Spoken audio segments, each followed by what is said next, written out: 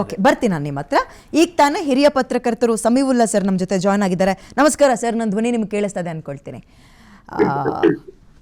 ಎಷ್ಟೇ ಮೀಟಿಂಗ್ಗಳನ್ನು ಇವರು ಮಾಡಿದ್ರು ಕೂಡ ಗ್ರೌಂಡ್ ರಿಯಾಲಿಟಿ ಈ ಸಮನ್ವಯ ಅಥವಾ ಹೊಂದಾಣಿಕೆ ಬಗ್ಗೆ ನಿಮ್ಮ ಅಭಿಪ್ರಾಯ ಏನು? ನಾನು ಆರಂಭದಲ್ಲಿ ಒಂದು ಮಾತು ಹೇಳಿದೆ ಸಮೀವುಲ್ಲಾ ಸರ್, ಇವರಿಬ್ಬರ ಜೋಡಿ ದೊಡ್ಡವ್ರು ಮಾಡಿರೋ ಬಲವಂತದ ಮದುವೆ ತರ ಕಾಣಿಸ್ತದೆ ನಮ್ಮ ಕಣ್ಣಿಗೆ, ಬಲವಂತದ ಮದುವೆ ತರ.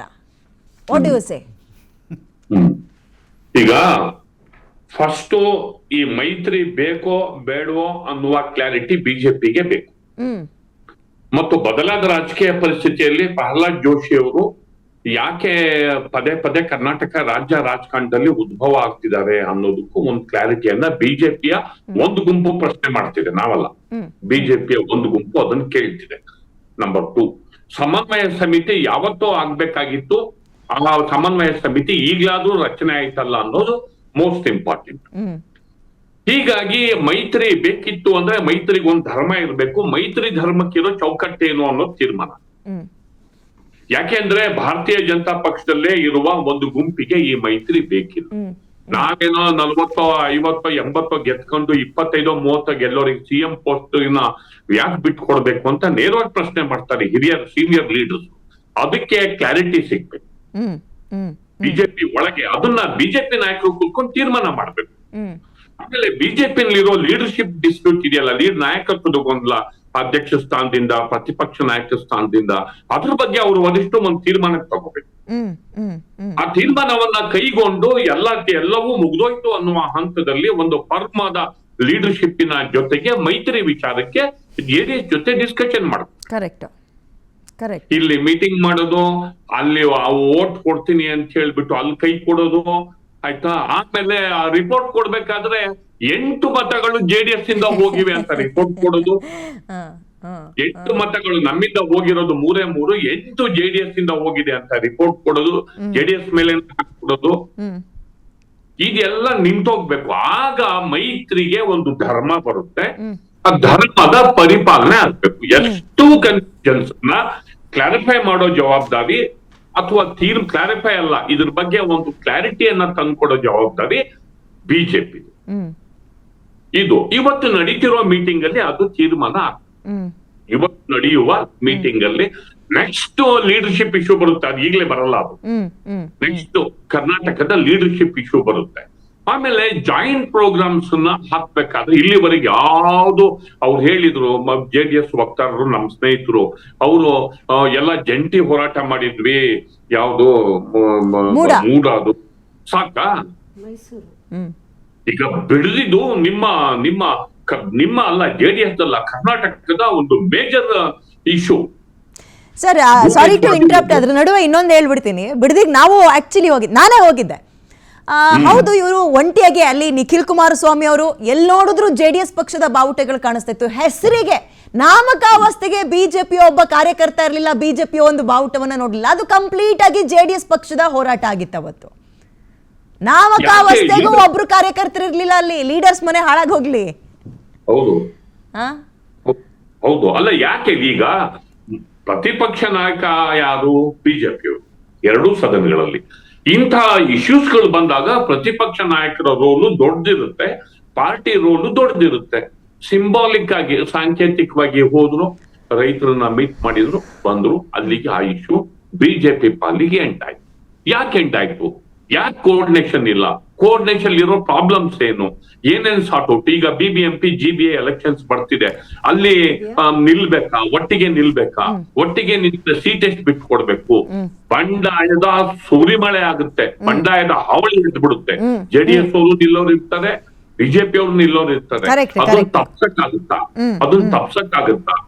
ಯಾವ ಹಂತಕ್ಕೆ ಈ ಮೈತ್ರಿ ವರ್ಕೌಟ್ ಆಗುತ್ತೆ? That is most important. ಯಾವ ಸ್ಟೇಜ್ ವರೆಗೆ ಈ ಮೈತ್ರಿ, ಯಾವ ಸ್ಟೇಜ್ ನಂತರ ಈ ಮೈತ್ರಿ ವರ್ಕೌಟ್ ಆಗುತ್ತೆ? ಲೋಕಲ್ ಬಾಡೀಸ್ ಅಲ್ಲಿ ಏನ್ ಮಾಡ್ಬೇಕು? ಇವೆಲ್ಲ ಪಾಲಿಸಿ ಮ್ಯಾಟರ್ಸ್, ಅದು ಡಿಸ್ಕಷನ್ ಆಗ್ಬೇಕು. ಮತ್ತು ಇಲ್ಲೆಲ್ಲ ಮಾತಾಡ್ಕೊಂಡು ಹೋಗೋದು, ಮತ್ತೆ ನಾಳೆ ದಿನ ಮತ್ತೆ ಅದೇ ರಿಪೀಟ್ ಆಗೋದು ಇಲ್ಲ. ಬಿಜೆಪಿ ಅದರ ಒಳಗಿರುವ ಗೊಂದಲವನ್ನ ಸರಿಪಡಿಸ್ಕೊಂಡು ನಂತರ ಮೈತ್ರಿ ಬಗ್ಗೆ ಮಾತಾಡಿದ್ರೆ ಒಳ್ಳೆದು. ಓಕೆ, ಬರ್ತೀನಿ ಸರ್ ನಿಮ್ಮ ಹತ್ರ. ದಿನೇಶ್ ಹೇರುಹಳ್ಳಿ ಅವರೇ, ಈ ಸಮನ್ವಯ ಸಮಿತಿ ಸಭೆ ಬಗ್ಗೆ ನಾನು ನಿಮ್ಮ ಹತ್ರ ಪ್ರಶ್ನೆ ಮಾಡಲ್ಲ. ನಾನು ನೇರವಾಗಿ ನೋಡಿ, ಅವರಿಬ್ಬರ ಮೈತ್ರಿಯಲ್ಲಿ ಬಿರುಕಿರೋದು ಇಡೀ ರಾಜ್ಯದ ಜನತೆ ಗೊತ್ತಾಗ್ತದೆ. ಅವ್ರು ಹೇಳ್ಬೋದು ದಾಯಾದಿಗಳ ಕಲಹ, ಅಣ್ಣ ತಮ್ಮಂದ್ರ ಕಲಹ, ಅದು ಅವ್ರ ಸಮಾಧಾನಕ್ಕೆ ಅವ್ರು ಹೇಳ್ತಾರೆ. ಇಂಥ ಸಮಸ್ಯೆ ಇದ್ದಾಗ ಅಥವಾ ಇಂಥ ಪರಿಸ್ಥಿತಿ ಇದ್ದಾಗ ಅದನ್ನು ಎನ್ಕ್ಯಾಶ್ ಮಾಡ್ಕೊಳ್ಳುವ ಅವಕಾಶ ನಿಮಗಿದೆ. ಇವತ್ತಿಗೂ ವಿರೋಧ ಪಕ್ಷ ಅಂದ್ರೆ ಬೈಯಕ್ಕಾದ್ರೂ ಜನ ಬಿಜೆಪಿ ಇಲ್ಲ JDS ಹೆಸರು ತಗೊಳ್ತಾರೆ, ಹೊಗ್ಲಕ್ಕಾದ್ರೂ ಅವರಿಬ್ರು ಹೆಸರನ್ನ ತಗೋಬಹುದು. AAP ಅನ್ನೋದ್ರ ಸೊಲ್ಲೆ ಎತ್ತಲ್ಲ ನಮ್ಮ ರಾಜ್ಯದಲ್ಲಿ. ಅಂದ್ರೆ ನಿಮ್ಮ ಅಸ್ತಿತ್ವದ ಪ್ರಶ್ನೆ ಇನ್ನೂ ಇದೆ ಸರ್. ನಮ್ಮ ಅಸ್ತಿತ್ವದ ಬಗ್ಗೆ ನೀವು ಕೇಳಬೇಡಿ. ಇವತ್ತು ರಾಜ್ಯದಲ್ಲಿ ಏನಾಗಿದೆ ಡೆಲ್ಲಿ ಕೇಳ್ತಾ ಇಲ್ಲ, ನಾನು ಹೇಳ್ತಾ ಇರೋದು. ಇವತ್ತು ನೋಡಿ, ನಾವು ಇವತ್ತು ಸೋಷಿಯಲ್ ಮೀಡಿಯಾ ಆಗ್ಬೋದು, ಮೀಡಿಯಾಗಳಾಗ್ಬೋದು, ಪ್ರತಿಯೊಂದರಲ್ಲೂ ನೀವೆಲ್ಲಿ ನಮ್ಮ ಆಮ್ ಆದ್ಮಿ ಪಾರ್ಟಿ ಹೋರಾಟಗಳು ಸಾಕಷ್ಟು ನಡೀತಾ ಇದೆ. ನಿಮ್ಮ ಕಾರ್ಯಕರ್ತರು ಮತ್ತೆ ನಾವ್ ಹೇಳೋದು, ನೀವು ಅರ್ಥ ಮಾಡ್ಕೊಳ್ಳೋದೇ ರೆಡಿ ಇಲ್ವಲ್ಲ. ನೀವು ಇನ್ನೂ ಯಾವ್ದೋ ಓಲ್ಡ್ ಟ್ರೆಡಿಷನಲ್ ಪಾಲಿಟಿಕ್ಸ್ ಅಲ್ಲೇ ಬಿಜಿ ಆಗಿದ್ದೀರಪ್ಪ. ನೀವು ದುಡ್ಡಂಚಿ ಅಲ್ಲ ಮೇಡಮ್, ಒಂದ್ ಮಾತು ಕೇಳಿ ನೀವು.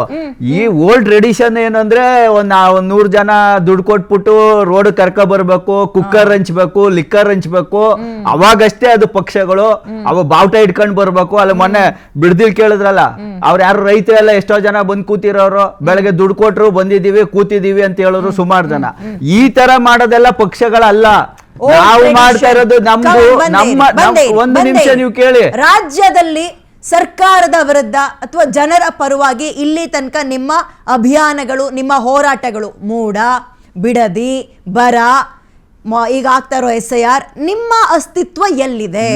ಈಗ ಇವತ್ತು ಭ್ರಷ್ಟಾಚಾರ ವಿರುದ್ಧ ಹೋರಾಡೋದ್ರಲ್ಲೂ ನಾವೇ ಮುಂಚೂಣಿಲಿದ್ದೀವಿ. ಯಾಕಂದ್ರೆ ಈ JCB ಪಾರ್ಟಿಗಳು ತಮ್ಮ ಟ್ರೆಡಿಷನಲ್ ಪೊಲಿಟಿಕ್ಸ್ ಮಾಡ್ಕೊಂಡೇ ಬಂದವ್ರು ಹಿಂದಿಂದ.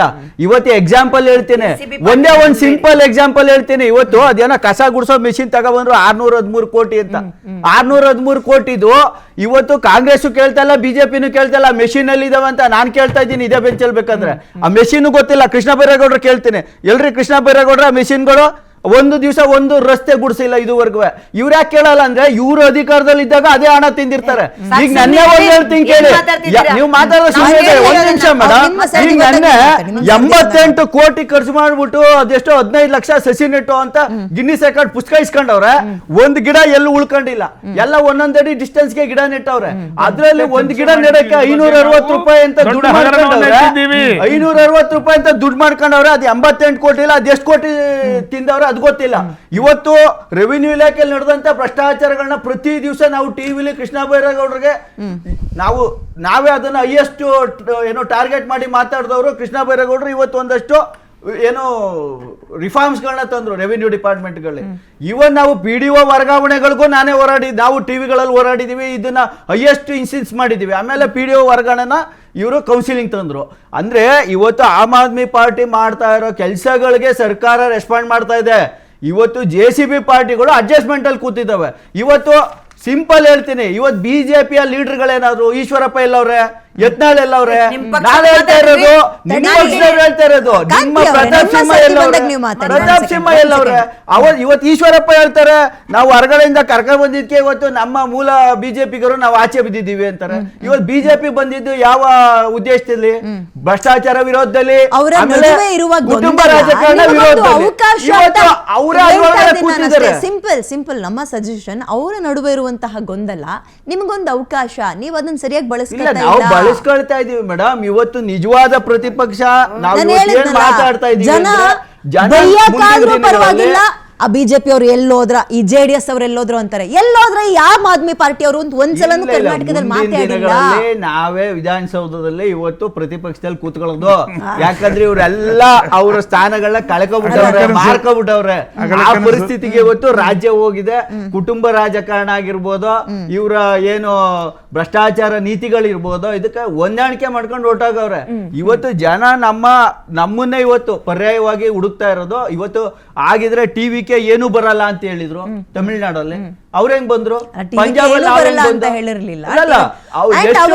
ಒಂದ್ ಸಮೀಕ್ಷೆ 90% ಸಮೀಕ್ಷೆಗಳು ಉಲ್ಟಾ ಕೊಟ್ಟಿತ್ತು. TVK ಪಕ್ಷದ ಹೋಮ್ವರ್ಕ್ ಹಂಗಿತ್ತು, ಅಲ್ಲಿನ ಜನಕ್ಕೆ ಅದ್ ಗೊತ್ತಿತ್ತು. ನಮ್ಮೂರಿನ ಜನಕ್ಕೆ ನೀವ್ ಯಾರು ಅಂತಾನೆ ಗೊತ್ತಿಲ್ಲ.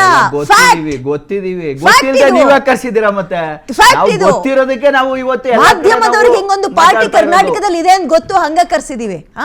ಜನಕ್ಕೆ ನಾನು ಹೇಳಿದ್ನಲ್ಲ, ಬೈಯಕ್ಕಾದ್ರೂ ಅವ್ರಿಬ್ರು ಹೆಸರು ತಗೊಳ್ತಾರೆ, ಬೈಯಕ್ಕೂ ನಿಮ್ಮನ್ನ ಕನ್ಸಿಡರ್ ಮಾಡ್ತಾ ಇಲ್ವಲ್ಲ? ಇಲ್ಲ ನಮ್ಮನ್ನ ಬೈಯಕ್ ಯಾರಿಗೂ ಅವ್ರ ರೈಟ್ಸೇ ಇಲ್ವಲ್ಲ. ಯಾಕಂದ್ರೆ ನಾವು ಒಳ್ಳೆ ಕೆಲಸಗಳು ಮಾಡ್ಕೊಂಡು ಬಂದಿದೀವಲ್ಲ. ಬೈಯೋದಕ್ಕೆಲ್ಲೂ ಯಾರಿಗೂ